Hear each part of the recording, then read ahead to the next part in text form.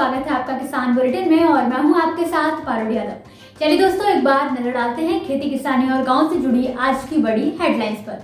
जम्मू कश्मीर के राज्य पुनर्गठन का सुखद असर, सीमा पर लहलहाएंगी किसानों की फसलें।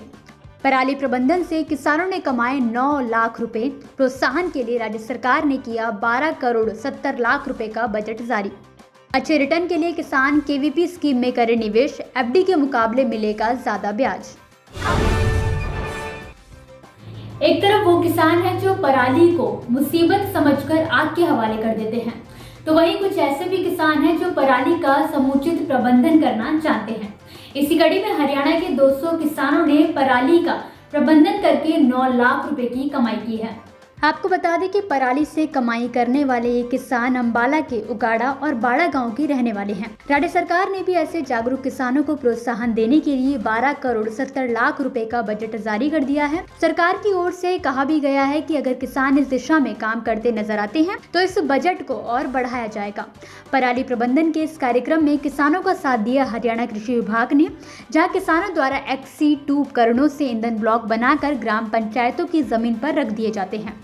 ग्राम पंचायत द्वारा किसानों का सत्यापन कर कृषि विभाग को सौंप दिया जाता है। इसके तुरंत बाद प्रति एकड़ 1000 रुपए प्रोत्साहन राशि किसानों को अदा की जाती है। उसके बाद ग्राम पंचायत द्वारा पराली के ईंधन ब्लॉक को विभिन्न शुगर, पेपर व गत्ता मिलों और पैकेजिंग उद्योग इकाइयों को बेच दिया जाता है।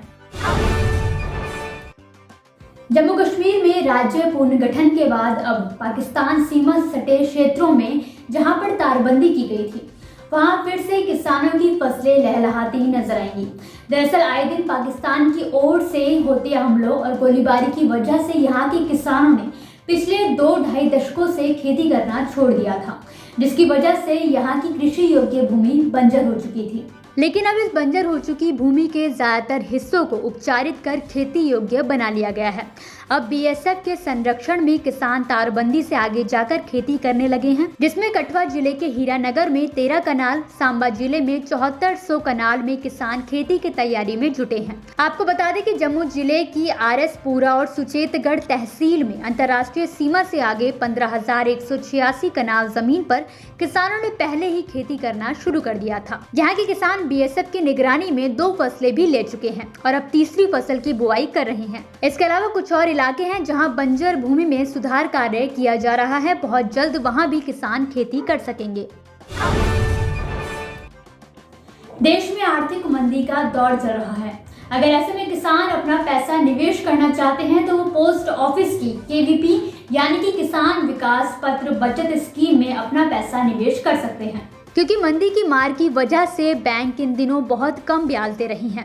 इसलिए बैंक में FD करने पर अच्छे रिटर्न नहीं मिल रहे हैं, जबकि KYP बचत स्कीम के तहत पोस्ट ऑफिस द्वारा 6.9% सालाना ब्याज दिया जा रहा है। इसलिए किसान पोस्ट ऑफिस में निवेश कर अच्छा लाभ ले सकते हैं। यहाँ आपको न्यूनतम 1000 रुपए जमा कराने होंगे, जबकि अधिकतम कितनी भी रकम जमा कर सकते हैं। इस स्कीम के तहत किए गए निवेश को एक से दूसरे व्यक्ति को ट्रांसफर किया जा सकता है। साथ ही आप इसे एक पोस्ट ऑफिस से दूसरे पोस्ट ऑफिस में भी ट्रांसफर करवा सकते हैं। लेकिन हाँ, इसमें निवेश करने के 30 महीने तक यानी कि 2.5 साल तक आप यहाँ से पैसा नहीं निकाल सकते। यानी 30 महीने तक आपका पैसा यहाँ लॉक रहता है और ना ही ब्याज विड्रॉल कर सकते हैं।